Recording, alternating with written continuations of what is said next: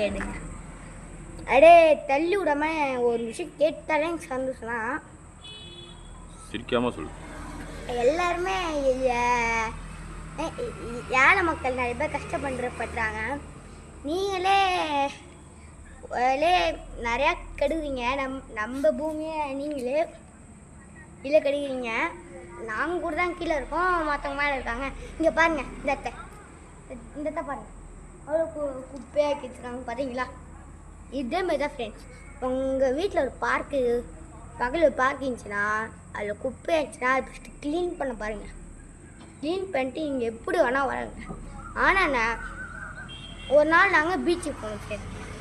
அந்த பீச்சுக்கு போய் நான் ஆசையாக உள்ளே போனேன்.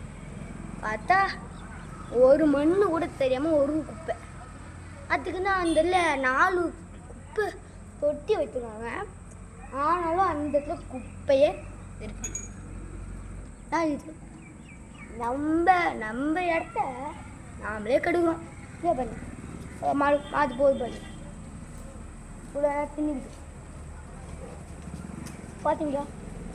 இதாங்க நாமளே கெடுக்கிறோம். ஒரே பிஸ்கட்டு சாப்பிட்றோம். அந்த பிஸ்கட்டை வச்சுருக்காங்க எழுதி டப்ஸில் போகிறன்னு பின்னாடி எழுதி வச்சுருக்காங்க. நீங்கள் இருக்க இடத்துல ஒரு டம்ஸியும் இருக்குது.